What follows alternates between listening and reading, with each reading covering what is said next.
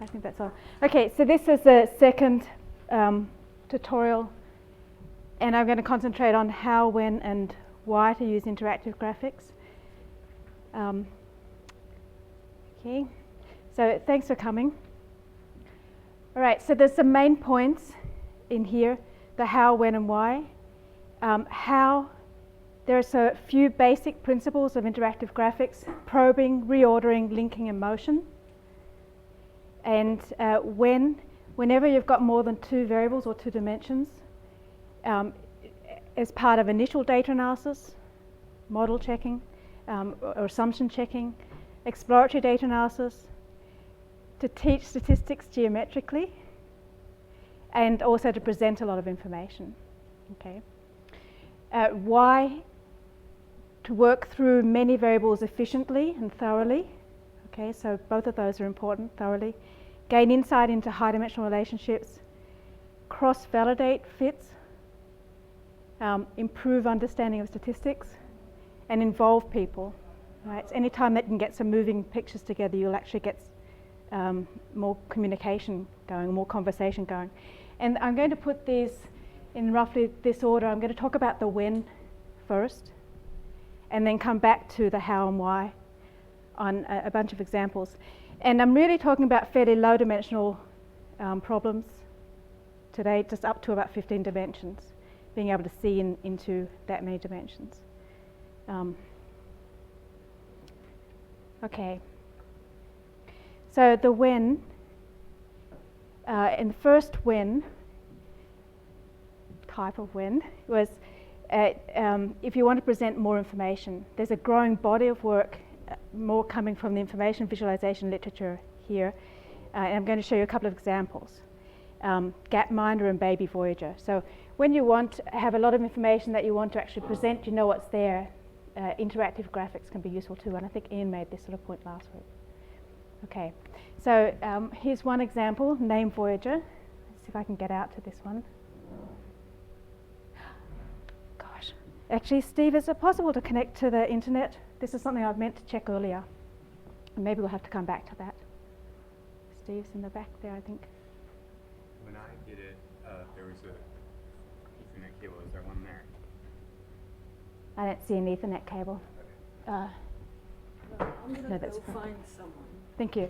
I can come back to this one. So we'll have to leave those ones to the end. Steve, is it possible to connect to the internet? You get the wireless?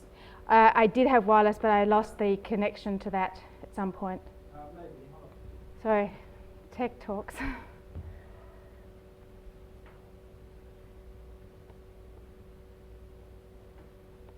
Okay, we'll go on. And I'll come back to those two examples later. It doesn't have to be right now. Gapminder is the second example. Some of you have probably seen these ones, yeah. They're really, really neat applications. Okay, and the other when, well, a few whens in here. Initial data analysis, checking assumptions before you're modeling, so that you're not surprised or embarrassed by results that don't make sense later. Exploratory data analysis, allow yourself to uncover or discover the unexpected. And then in terms of cross-validation, do the results make sense, right? So often we have preconceived notions, and it's important to match those up with what you find. Lovely. All right, next when, teach statistics geometrically, and I'm going to give an example with multivariate means.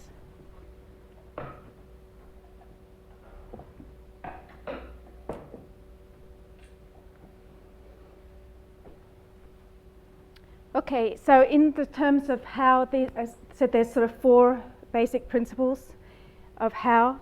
Probing plots. Probing plots allows you to look at additional information. Information is available on demand. I'm not sure if it's going to work.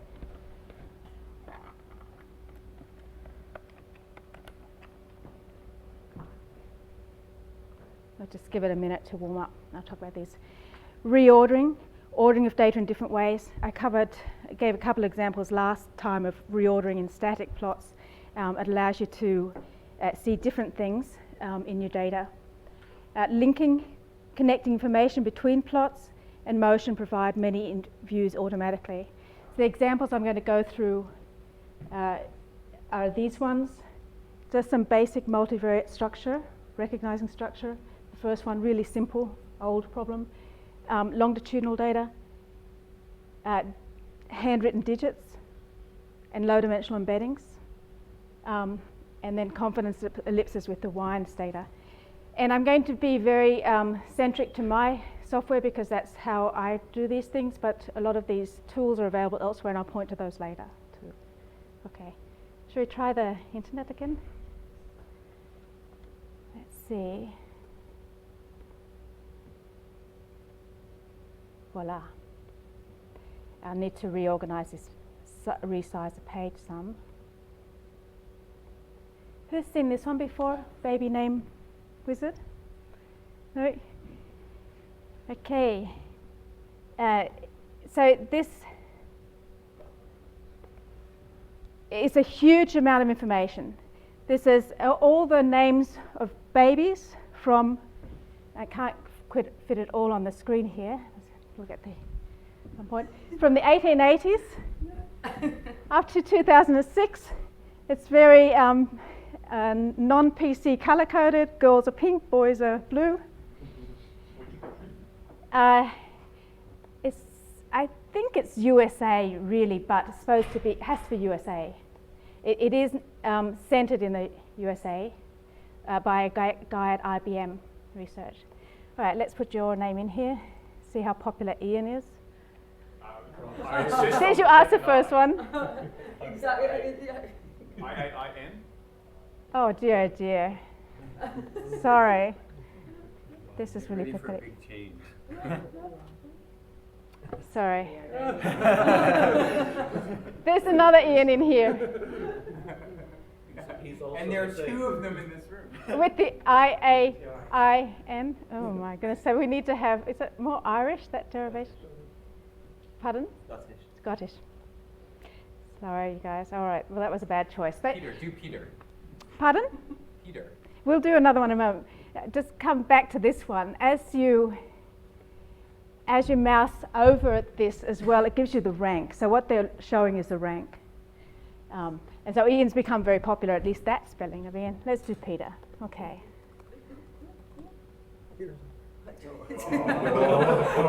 Uh-oh. What day is your birthday? What year is your birthday? I'm in the previous part. Okay. So it's sort of waning in popularity. Yeah, I guess parents were ahead of me. Gave me that name. Okay, so a lot of information. This is a way that allows people to get that information very quickly. Maybe, or look up specific things. It's a very, very, very nice design. I'm going to come back to slides and go to the next one. Gapminder, and a couple of people have seen Gapminder before.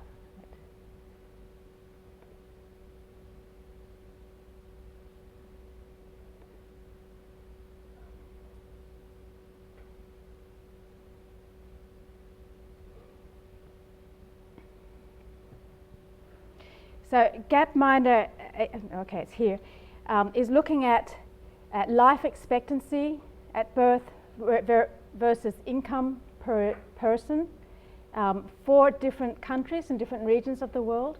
So that's the information they're trying to communicate. If you mouse over, you can find particular countries, like here's the United States, and it does pretty well in terms of income per person. It's slightly lower in life expectancy than maybe if you were doing a linear trend at the top, but high income per person, maybe slightly lower life expectancy. Top life expectancy, Japan, and so on. And the color coding is in terms of the regions. So all the yellow is the Americas, red's Asian. Right, and so yeah, there's a lot of information code in here. Generally, bubble plots can be confusing in terms of there's too much information if you use that size as well. Here, because you can probe the plot, you get beyond that sum, right? And you can also look at the trend from year to year. It's got a lot of extra controls, but the main purpose of putting this together was to monitor income and health across the globe. There's been some very nice talks about this one. One thing I noticed is that it hasn't been updated since 2005, so I don't know what's happened to it. And the name? Gapminder? Why? No idea. Well, a gap from, go ahead. You know, income. And Right, so sorry, I should have answered that. Yeah, the gap between wealth and rich and poor. It's actually really interesting to see how different countries move over the time frame too. But I'm going to move on.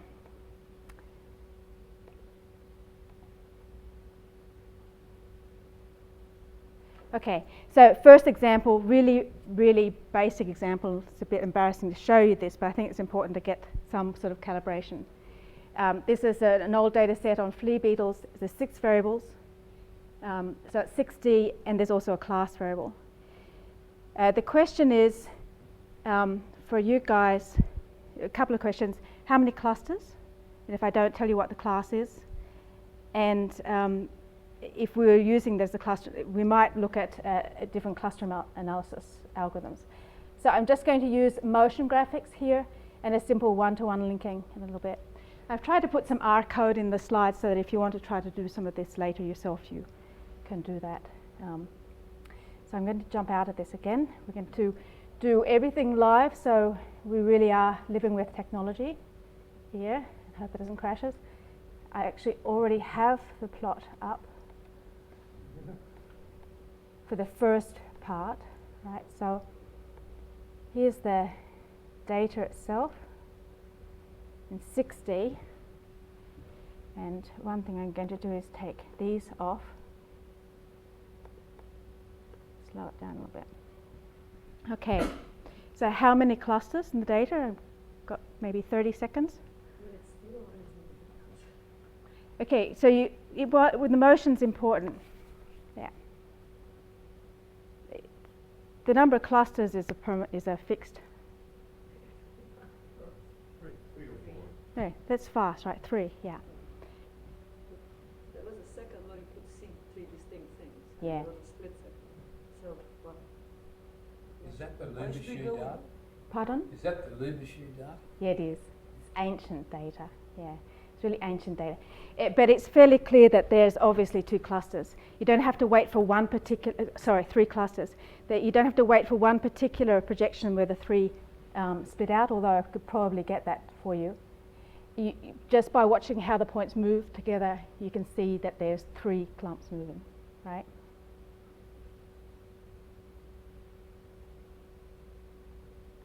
And there's 2 separated out. We'll just pause it there.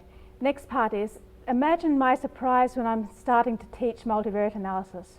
First come out and I run hierarchical clustering, and it's good to show some really old-fashioned clustering algorithms sometimes when you're teaching. And here's running hierarchical clustering with average linkage on Euclidean distance.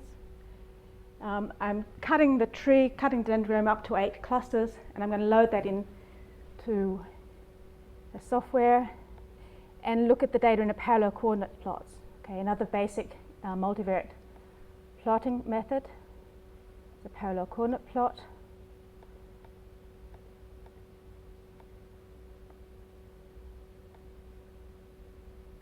I have to do a little bit of cleanup here. I'm going to make everything really dark. One more thing, sorry, this jumps around a bit.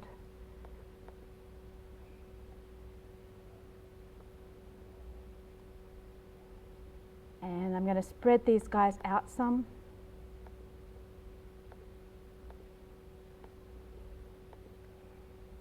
So if you watch down this window, I'm just going to spread these guys out. That's basically a dendrogram on the side if you want. All right. Big surprise here is that it doesn't get the three clusters perfectly. I need my plot window up. Let's take a look at here.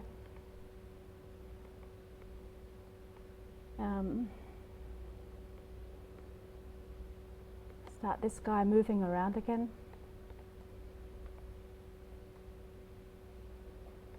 And start looking at the cluster model, I guess you'd say. Let's look at that one. Okay, very simple cluster structure in the data. I was surprised when I first saw this. Maybe you're not surprised later, but it messes things up just in that first set. You see that it's mostly got one group, but 2 points are in the same cluster, but they're really not in the same cluster, right? Okay, so algorithm checking, model checking.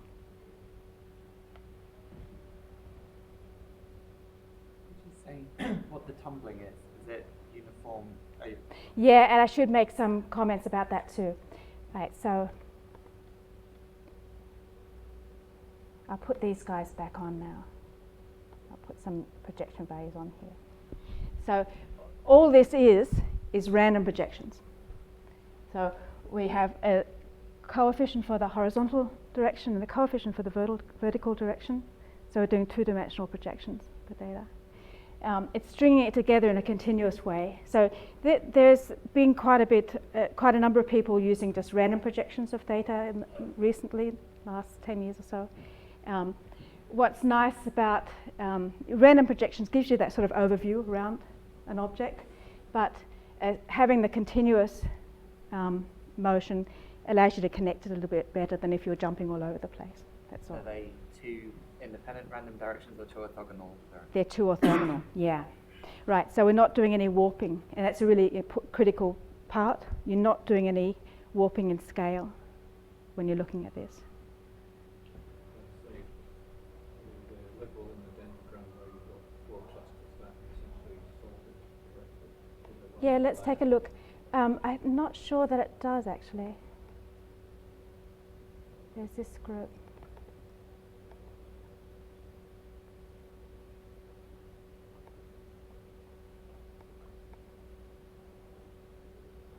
Yeah, it doesn't quite, right? You see there's 1 point.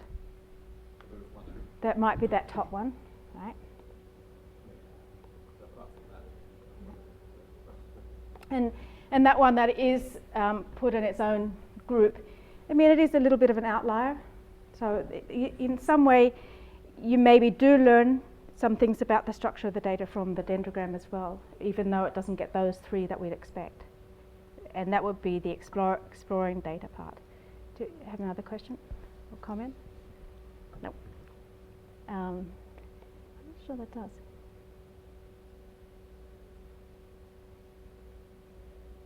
It's this one here, I think, where you need to get to the 5 cluster solution, I think, to get it. So that one, this one here is still a mixed cluster because of these two guys. Yeah. Okay, quit.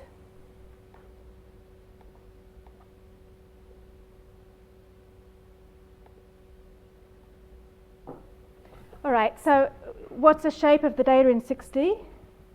You can all sort of write down what the shape is now on the basis of that, right? Flori?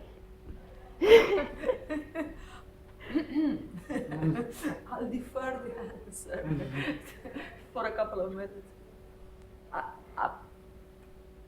I've no idea. Okay. This is fine. Can one tell? Honestly, what do you mean by the shape in the 6D? Of course, you're not asking about a geometrical description, a closed form. No, it's just a verbal description. I know, yeah. so that's where I have trouble.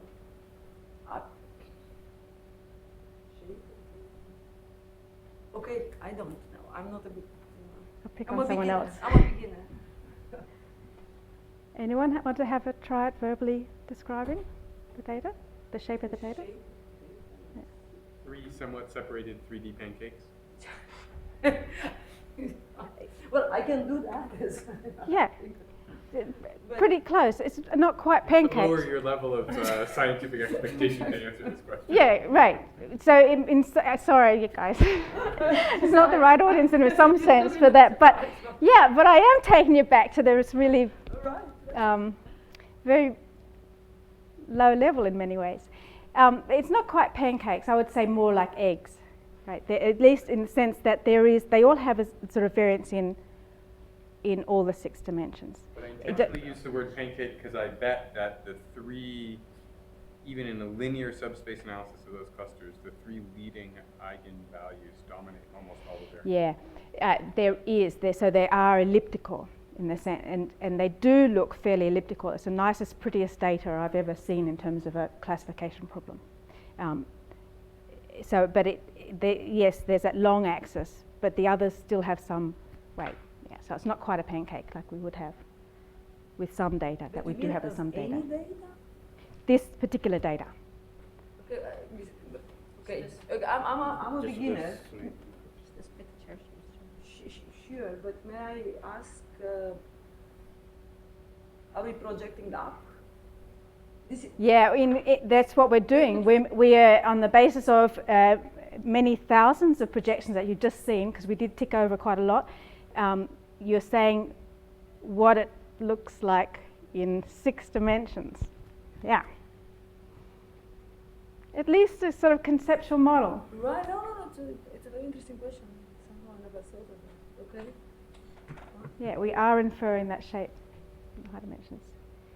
Okay, so So it's fair to ask what my finger looks like in 6D by the Right. same token. I mean, yeah, exactly.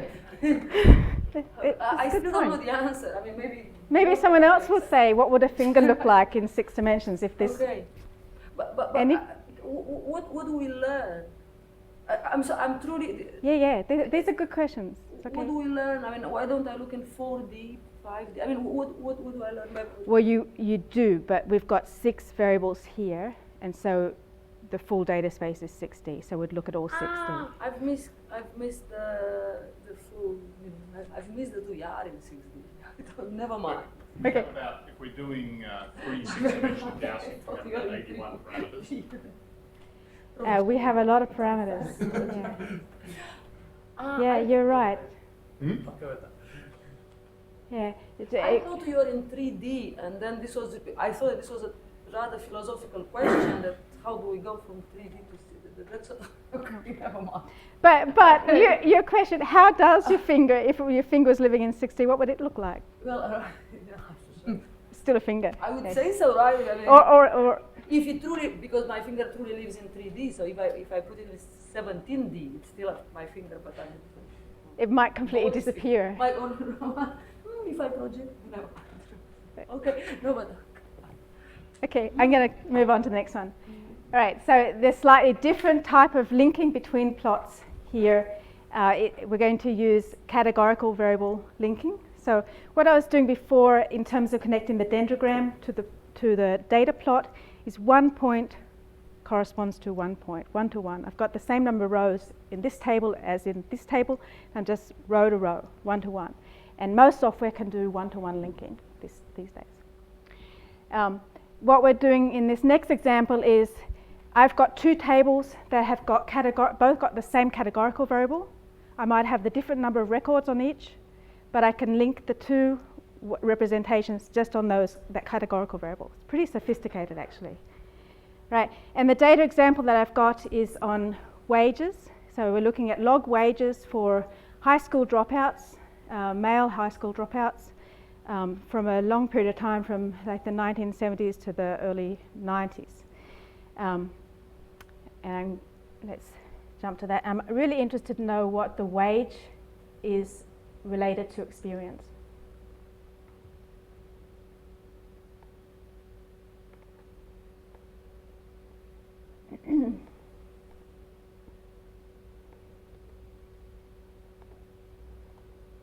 Right, I'm going to do this backwards this way. I've got a fairly sophisticated XML description of the data.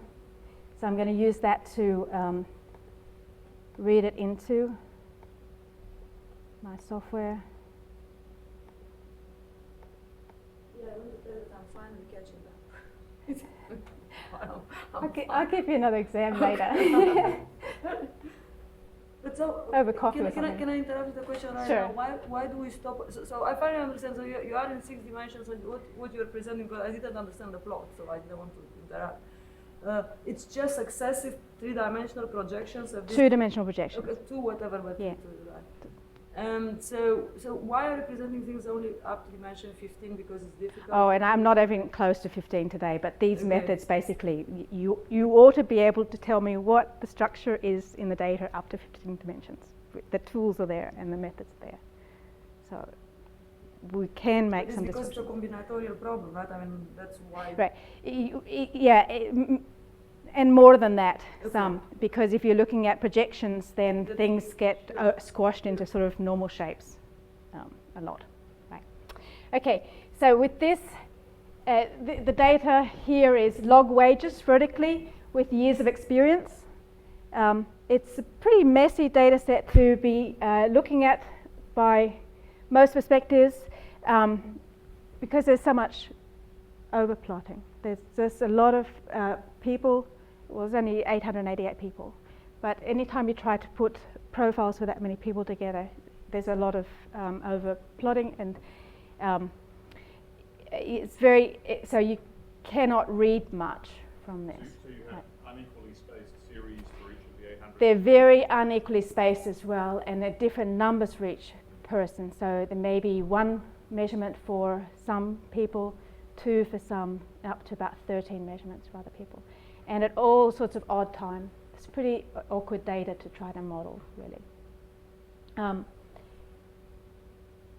If you are thinking about your wages and experience, what would you expect to see?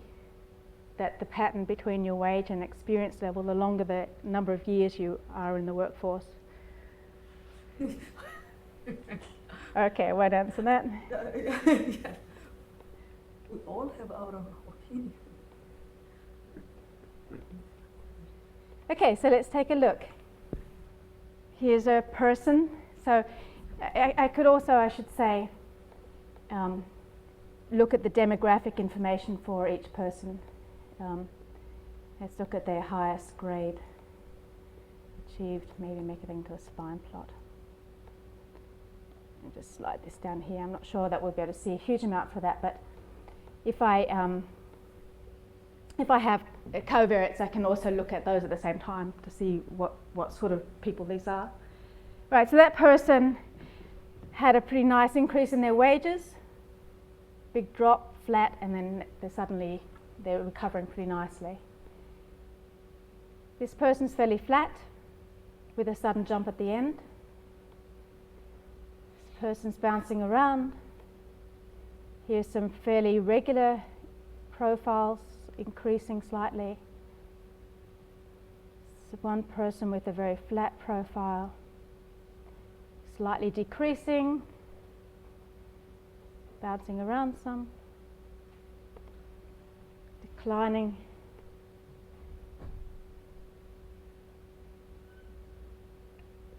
Okay, it's a question for you guys. What is the vertical scale? Log base. This is years. Vertical. Log wages, and it's hourly wages in dollars. Oh, hourly wages. Hourly wages in dollars. You didn't like the numbers there. Log base E, log base 10. Indeed, what kind of log? ln.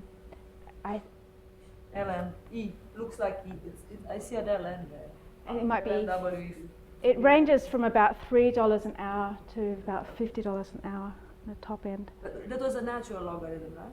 Not that it mattered. Not necessarily, but I think it is a natural log. I always forget details about different things. Sorry?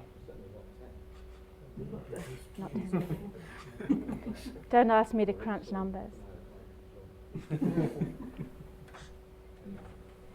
Okay, so it rather looks like the predominant wage and experience association may not be gradually increasing for these guys. Really that there's a lot of variability in them. So how would you try to digest or model that, it makes it much more difficult. One thing that we can do is calculate different characteristics for each person and then organize your data according to that. Right? So for just doing something very simple, I've calculated for each person just a linear regression, linear fit. I looked at the t statistic, the p-value, and the standard deviation for that. So for each person, we have a number. We have those 4 numbers. And on the basis of those sort of descriptors, this will jump through very fast. Anyway.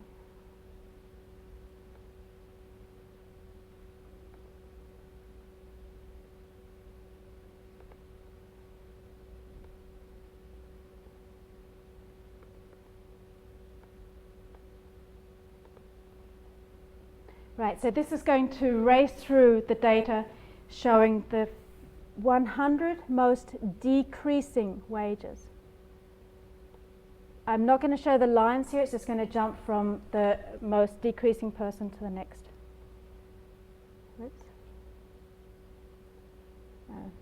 I've got to do something else.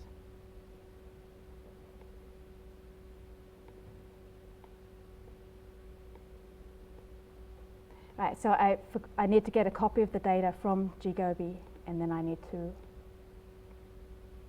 run through these.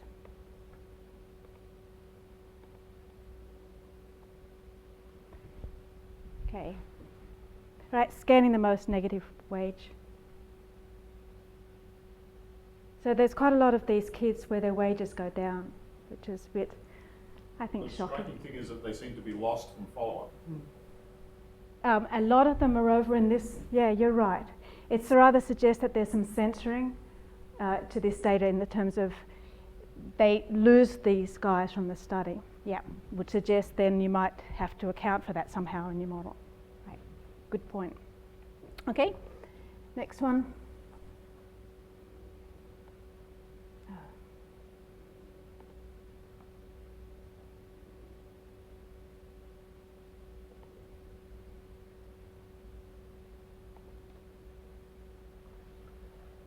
Okay, so just going over that again, generally if you've got data like this, there's too many traces to plot statically, so you want to be able to interact with the plot, and you want to look at the trends and patterns in individuals, and you make a lot of use of reordering and focusing on different types of structure. So you could maybe do some start and answering the question, do wages increase with experience? Here, after looking at this. The answer is a bit more complicated than yes or no. Right? If you fit a more sophisticated model, we can also look at the model fits related to that. One thing that I learned from fitting a mixed random effects model to this data is that there are some subjects where the model just completely misses. Where particularly one person where the slope is very, very negative, and the fit is, there's a lot more subjects in that, but there are some very spurious effects in the model fit from that. Okay, next example. This is a little bit closer to the high dimensional topic for the whole workshop. If we are looking at low dimensional embeddings, so if you have a large number of variables, hundreds of variables, one way to tackle that is to find a low dimensional embedding which captures the structure. So this is one example of looking at that type of problem. And the data is on handwritten digits, and it comes from Boaz Nadler, who was here for the last 3 weeks. And we're doing something a little more sophisticated in terms of linking again. It's still one-to-one linking, going to do one-to-one, but now what I can do is tie a particular function to the linking. So I can calculate information for each point that I highlight. Okay.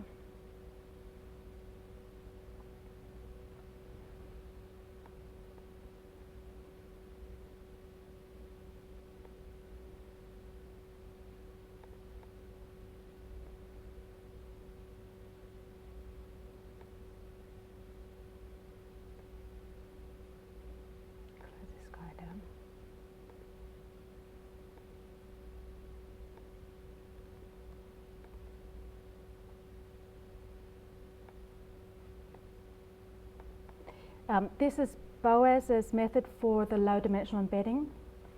And if we just look at the first 2 dimensions of the low dimensional embedding, the shape looks rather like this. There's good reasons for that.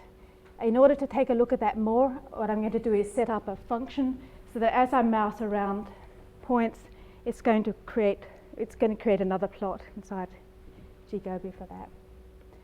I need to start a signal to say start calculating this. Let's see if I can get this running.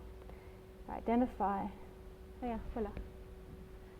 Okay, so this is the original data point, or data that corresponds to that particular point in the plot.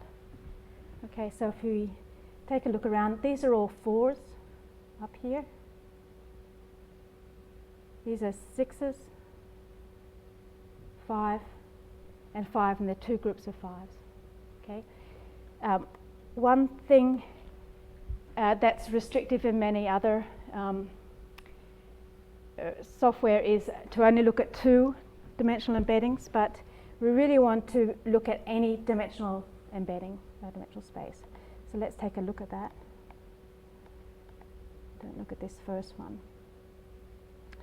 If we were to look at the first 3 dimensions in the embedding,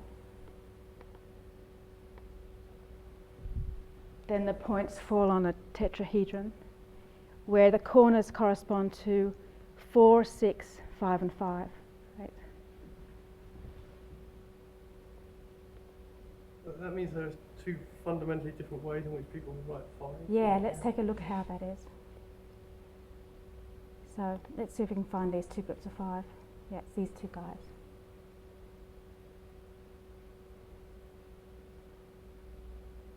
So can you recognize what the difference with those 2 5s?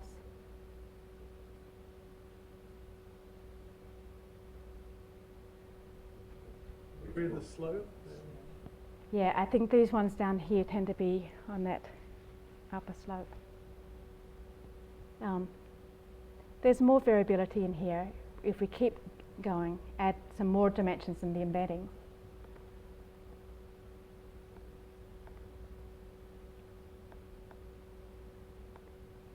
What's the original dimension? It's like 500 dimensions. Is it possible? Whatever this. Lots of the white stuff around the outside. It's irrelevant, yeah. But the data is the grayscale for the image.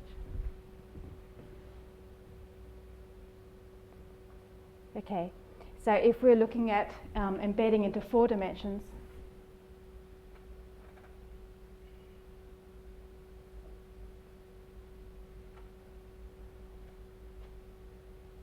I think the 4 split out as well.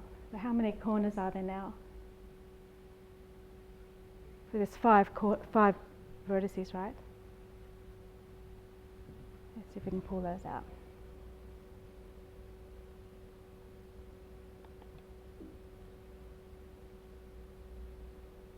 Those are 5s and 5s along there. Yeah, here's where the next dimension of the embedding comes out. So 4s are split in 2 different ways as well. And although it's not as clear cut as the 5s, it's more of a continuum.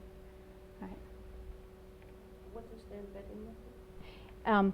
Yeah, Boas tried to explain it to me. It's to do with some sort of nonlinear eigenfunctions. So it's not an optimized, it's a solvable system. Yeah, plug another lower dimensional embedding in here. The examples that I've had before are with MDS. MDS is a old-fashioned way to do things. Okay, so we can learn a number of things from this. Come back to this guy.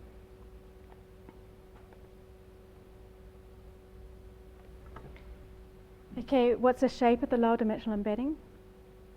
How many dimensions do you need to embed it in? We ought to be able to get some sense for that from this now too. What are the major sources of variation in the handwritten digits? And the other thing that we could do, extending this to other algorithms, to look at different sorts of embeddings, or even intercept the embedding process. So the main examples that I've seen before, as you're running, if you lower dimensional embedding is an algorithm, if you watch it wrapping the data, you can you can grab a point and perturb it and see what it does with the perturbation as well. So that's another thing that we can do to study the lower dimensional embeddings. Okay. Any questions? I just have a question of terminology. Right. Sure. For me, embedding is going to a higher dimensional space from a lower dimension. I embed a lower dimensional object into a higher dimensional object. Mm-hmm. Whereas here we're projecting, from 500. So Maybe you I'm have mixing 500 dimensional data. You want to find a 4-dimensional representation which matches the variation.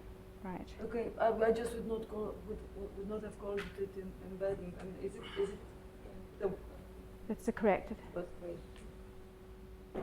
okay. So essentially, projections are embedding. Okay. What you're saying is that the data lies on a Yes, I can see that. Okay. I'm just trying to get the jargon right. the data lies on a low-dimensional manifold in the high-dimensional space, and you want to try to uncover So that. that would be the embedding. Okay. Yeah. Find the embedding that best describes the data. Okay. And then you don't tell me how I get to it, but from here, what like. But I don't know. I mean, to me, it was clearly in only one direction. I go from low to high, and that's embedding. I mean, this is. Find the function from 4-dimensional No, I space understand. to- So once I find f from RD to RS, that does something for you. Yeah, no, sure. Okay. All right. Sorry. Okay, last example. If you're looking at confidence regions for multivariate data, or if you're looking at Gaussian mixture models, we can generate ellipses corresponding to that model and examine them in regard to data or in regard to other sorts of multivariate quantities or test statistics or something. Okay, so this example is I'm just looking at the means for different groups.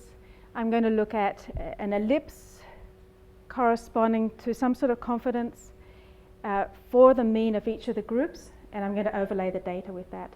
Again, this time I'm just using motion from it. I'm going to use the data on wines that was collected by some grad students in one of my classes. They didn't do the wine tasting. They pulled it from someone else's PhD thesis, but it's different wines. Right. So that's the other student. And they didn't even bring wine into class when we were discussing the projects, unfortunately. You can't do that in America. No? What? After 5? You can't do that. In some other places? Oh. Yes. After 5? I mean, I'm not sure in class, but No, that's not inside the okay. university, sure. With After 5, okay. or something after 4 with the dispensation of no seriously, but not in class. I have not, Can you do it in class? No. Okay, so generate points on the surface of an ellipse. There's a couple of tricks to doing that. First is it's easy to generate points from a multivariate normal distribution, right? To get points on a surface of a sphere, take each row, normalize each row, and you get points randomly on a sphere. Okay, and then shape that sphere according to the variance-covariance structure that you want. If you're creating a confidence ellipse, scale that ellipse according to the critical value. Okay, those are the key pieces generating these. All right.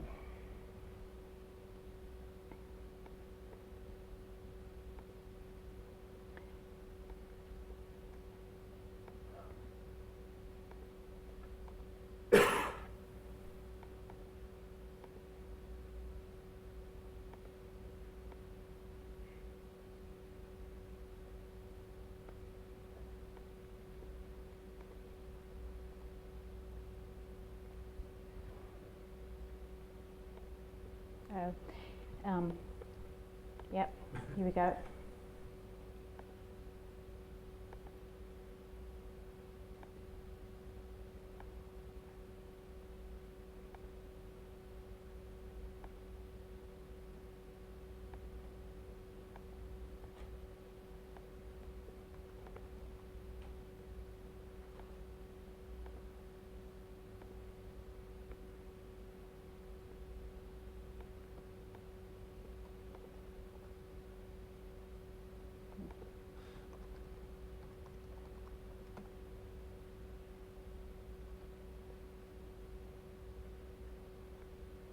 All right, this is too easy a problem in many regards in terms of means, okay, because the groups are quite different.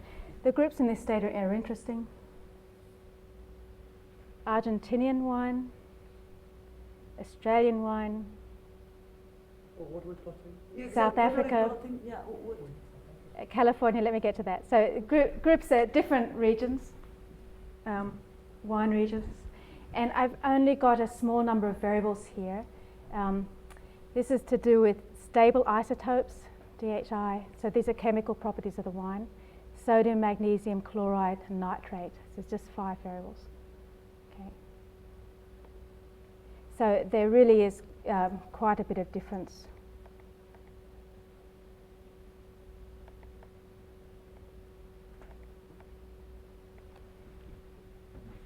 To those groups. Now, sorry? Again, yeah, it does take a look at those 5 variables, and these are just random projections. And one thing to look at when we're trying to study differences between groups, difference between means, is the variance-covariance structure. So if you look at the ellipses in the center, so these tiny little points here are 95% confidence regions, so points on the surface of a 5D confidence, 5D ellipse. That corresponds to a 95% for the mean for each group, and there's no adjustment for calculating 5 of them. Okay. So no adjustment for? Sorry? No adjustment for what? For actually calculating 5 confidence regions. I've got 5 over there. Yeah. So it's just 4 with each group. And you're only showing points that are far, the outlying points, is that? And the rest of these points are the data themselves. So these little regions in here. So there must be a lot in the centre there, a lot of points inside the ellipse. Concentrations for the parameters. The mean. Yeah. Okay. Okay. Yeah. Yeah. Okay. So they're hollow shells. And it's just for the mean, right? Are they for the mean or just a typical observation? Just for the mean. So they're confidence regions for the mean, which is why they're so tight. If we were just wanting to look at the variance-covariance structure, we'd use a different scale to be much larger to see how it matches. Get some sense of how the variance-covariances differ. And you'll see now that some of them are pancake shaped, as Sam was saying. Much more so than the data saw before. Clearly the variance-covariances differ between the groups, right? How many observations have you got? I think 137 real data points. Yeah. Altogether? Altogether, yeah, of all the 5 wine regions. Yeah. But 1,000 points in each of these ellipses. So on each of the ellipses there's 1,000 points.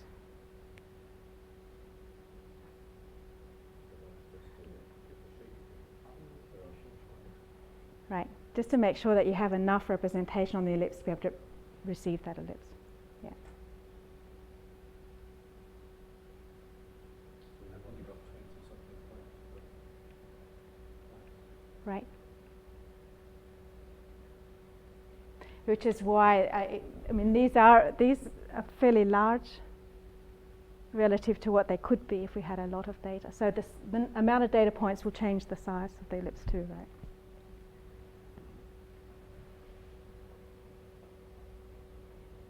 So there's a pancake in the green group. So that green group has doesn't have much variation in one of the dimensions or some dimensions. Okay, one of the reasons for looking at these ellipses in this way is that when you're trying to test for equality of means between groups, there's an assumption of equal variance covariance underlying the main test, statistics. This is one way that we like to get beyond the standard test to sort of account for different variance covariances. So if we generated confidence ellipses and they're quite separate like this, then you have a significant difference between your means. If there's some overlap between those ellipses, that says there's no significant difference between the means.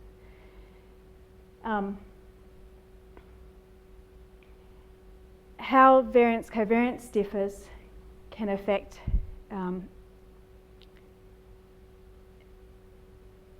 whether the test says that there are significant differences or not in different ways.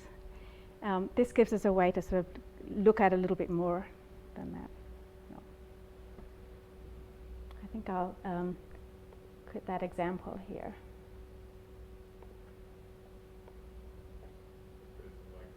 One observation per parameter on average? Yes, if you're fitting a fully unconstrained Gaussian mixture to this, you would, I don't know how many parameters would have to fit, p times p minus 1 divided by 2, 5 times 5 times 1 divided by 2.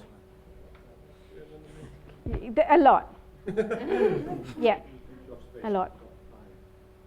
That's right. 5D, yeah. Yeah, you're right.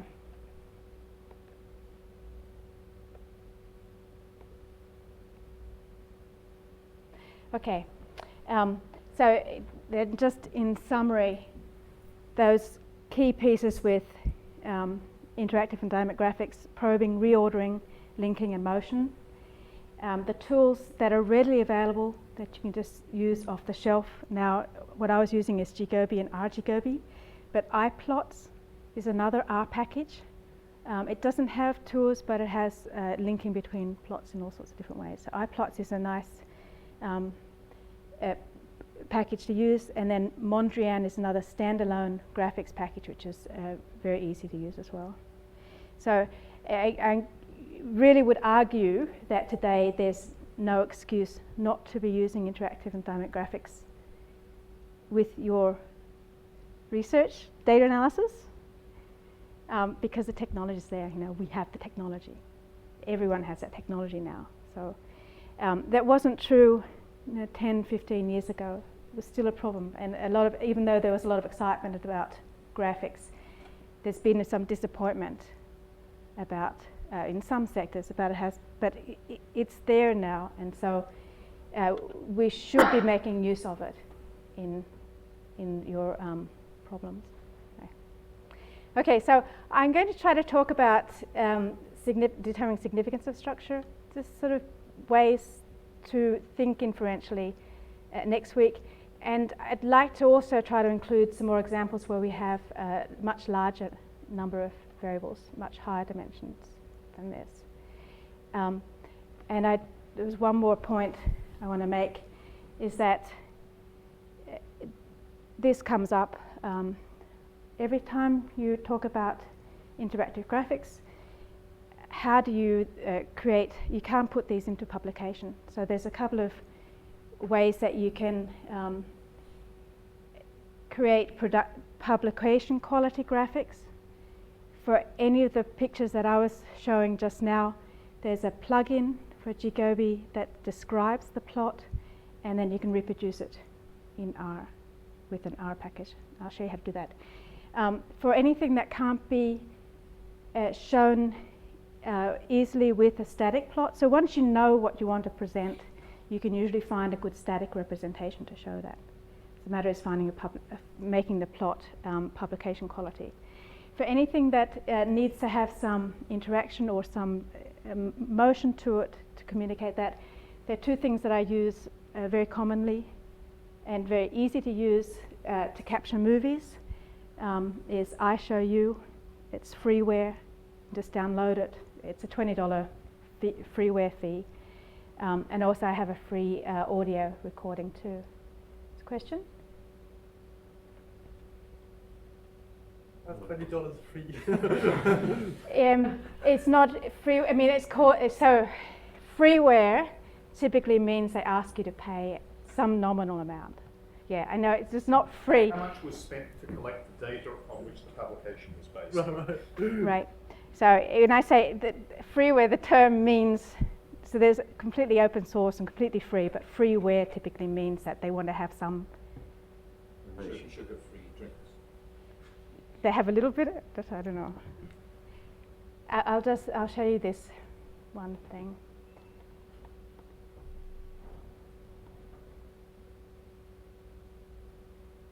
So if I find a nice picture of these guys, and I want to be able to put that in a publication, dump it out of ggobi,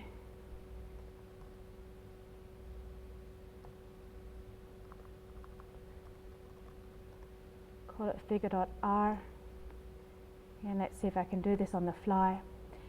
Load the library, describe, display, and there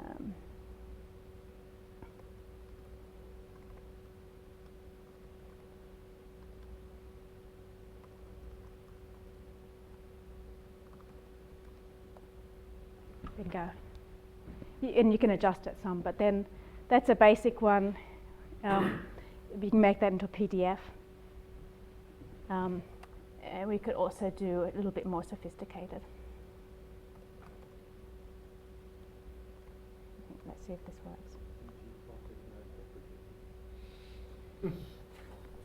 Don't worry about that. Don't believe everything. It's just a warning, you know? Warnings. I've got a lot of ggobi warnings in here too. Pango warning, just unless it crashes, you don't worry. So, yeah, it's possible to get nice static pictures from this too, but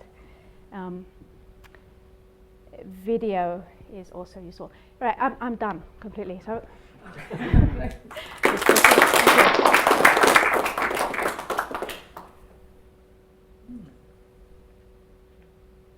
Are all those four tools that you described, ggobi, the R, ggobi, the iPlots, and the, Right. but are they all R packages? So, where do all these fit in? So, ggobi and Mondrian are standalone programs. Sorry? Isn't it spelled like that? Double N? Okay, yeah, if you try to Google, I didn't put the web pages up here, but if you Google, Mondrian, really?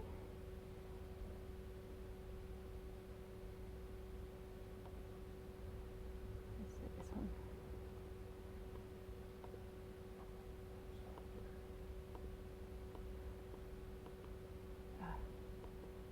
Sorry. If you Google Mondrian, PA Mondrian? No? No. Spelling's wrong? Double A. Double A? Sorry. Well, that's not the one you want. English version of the Dutch name. You need to give it a bit more. Oops. Augsburg or statistics or graphics or something to get to. The Augsburg lab likes to have mnemonics for all of their software. I don't know what Mondrian actually stands for, but M, O, N, D will all stand for something. That's very easy to download and install, easier than anything else. And RGGobi and iPlots are R packages. So those are both available on CRAN. iPlots, you need there's another layer that is sort of needed to run it. I think Jaguar, I think you need to use. GGobi is the only one that has the tools, so that's why I'm hooked on that. There's Any- RGL as well, isn't there? RGL is 3D. Right. Yeah, it's lovely. RGL is really beautiful for doing very nice 3D models, but you know, Can't do more. you can't do any more. And it doesn't, I don't think it really has sort of the interaction in terms of being able to link plots like, Right. You can suddenly rotate things around. yeah. They're really beautiful, but you know, we're trying to get useful things, meaning generally useful. Okay? Thank you very much for wasting an hour. Thank you. Okay.